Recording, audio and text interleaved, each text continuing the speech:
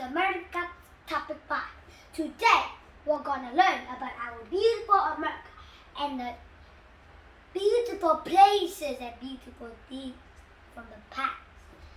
Now, let's start with the Plymouth Rock. You thought it looks big to you. Yeah, it looks big to an adult, but was it big like that long ago? No, it wasn't long ago. It was so big because long ago it was two sides of this rock. Why did it become a smaller piece?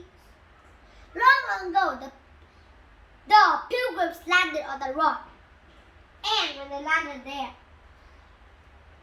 lots of people wanted to carve silly things on the rock. They want to come and they want to run and they want to do anything on the rock. But for more days, people wanted to protect it. So they put it in a ship and they sailed it across the sea, around, back to the museum. But while on the way, it broke into two half pieces, like this. And then people love to protect it, but where is the place that people pretend and act like pilgrims? Huh?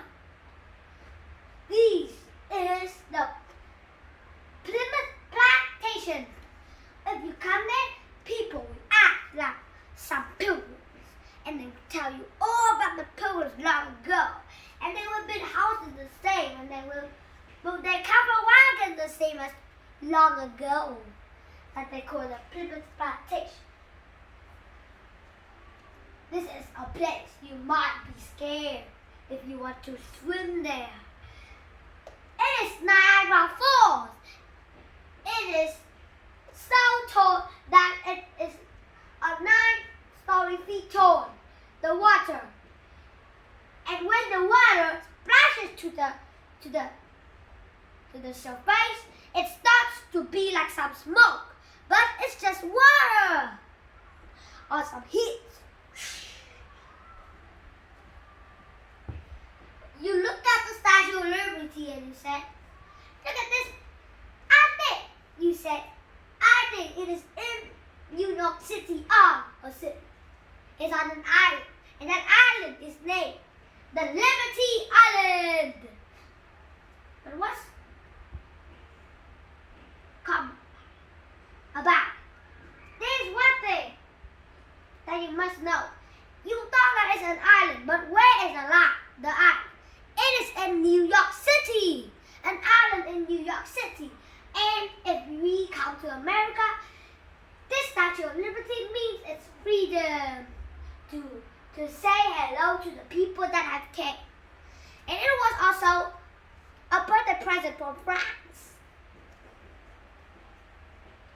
Oh, you might think, this is a weak fort. That's not a fort. No, it's a fort. And it's called Fort McHenry's MC. And you know the history of Fort McHenry? It was a fort. A fort. And long ago, there was a man who wrote the Star-Spangled Banner, our national anthem song. His name was Francis Scott Key. Long ago, the battle was America and England. He wanted to be true and wanted to not follow anymore the British rules. But the British kept him in the boat. And all night, he was getting inspired.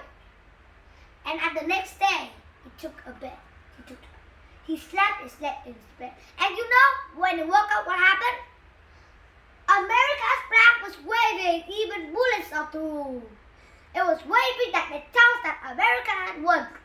And Fort McHenry that was captured in England was now free. And that's the history of Fort McHenry. But what happened to the man? He just had an envelope and took it out and wrote the Star-Spangled Banner, our national anthem song. So now, let's jump up to Washington, D.C. Oh, look at this. You thought, wow, this looks cool. It is just a house.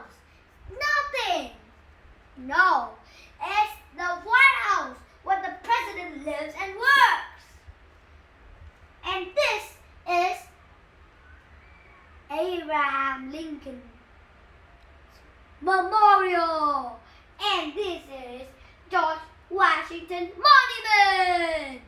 But do you know that there is the Capitol where laws were made? But the Supreme Court building, the building that took the law and said, that's right, and some said, that's wrong. Now, let's talk to Williamsburg, Virginia. Yeah, why do we have the name Virginia? Because it is in Virginia. When you come there, you can see that the people dressed like in the 1700s. They dressed like people in the 1700s. Their clothes, their houses, and the 80 of the houses look like the 1700s. And there, people love to wear or do things the same as the time of the 1700s. Now, let's go to the Mississippi River, the river that flows from down to the border of America and Canada, and flows right down to the bottom of America, to the Mississippi State. But do you know that on the Mississippi River, lots of boats travel, and it is one of the largest rivers in America. Let's jump up to the Great Plains. When you come there, you might say, there's grass, there's this. What is one of these? The flowers? No. There are some cattle. There are some sheep. And lots of animals that are called cattle. And there also have farmers that grow the wheat, the grain, and the corn. Let's go to Mount Rushmore that has 4 presidents. It is George Washington on the left. This is Thomas Jefferson next to him. And next to Thomas Jefferson is Theodore Roosevelt. And next to Theodore Roosevelt is Abraham Lincoln. Abraham Lincoln, I'm 60th president. But how tall is Abraham Lincoln head? And George Washington's head.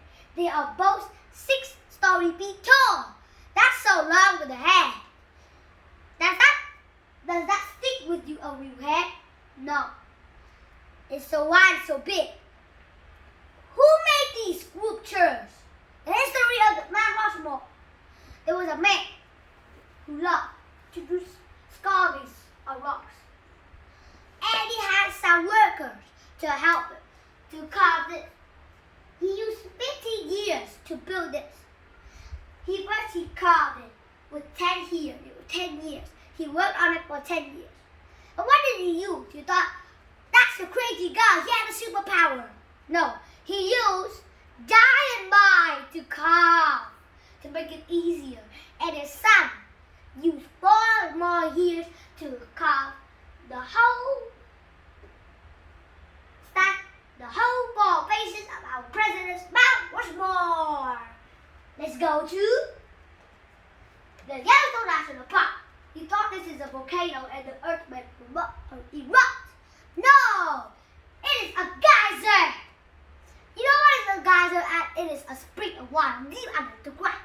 And it bubbles and bubbles, and the water sprouts out like steam. You will be scared. Look at this book. Why do they wrote Yellowstone National Park? Because there are lots of animals who live here. There are bears, but when you see bears, you need to roll up your windows. Other bears will come in and have a ride with you on the back, and they will be a bit sticky. Let's go a bit south down to Yellowstone National Park. We came to the Grand Teton National Park. Yes, lots of great rivers, lots of great streams, lots of great waterfalls, and some people say that it has the best mountains in the world. And some people that are so beautiful that they call the Great Alps. Ooh, let's go to Rocky Mountain National Park. Oh, there are some of the biggest and tallest mountains there. But what we will you see them? Look at these guys. They are black deers. Black goats. They love to cuddle up the mountains for hiking. It's so beautiful. But you might be scared when you come here. You thought, no, I don't want a trip to go to the volcano. This is not the volcano. This is the Grand Canyon. On the Grand Canyon, you will see why the rocks are changing colors. It's about the sunlight of the sun. It's changing the direction. But you don't know the wallabies and also the other kind of Native Americans that live there. Long ago, some love to ride on boats that they are called brave riders on the water. They like to ride. They will take you on a trip on the rough water. But some just have a wonderful life there. They just like to plant food and to eat there. But visitors don't like that. They like to walk up the skywalk and they want to look at the whole view of the Grand Canyon. And you might be surprised when you see that God made. Let's come to that, but you might think, I'm not going there. They are zombies because it has the word death. No, it's not called that. Why is it called death? It's so hot. It can go to 135 degrees. It's so hot that you will die in the hot sun.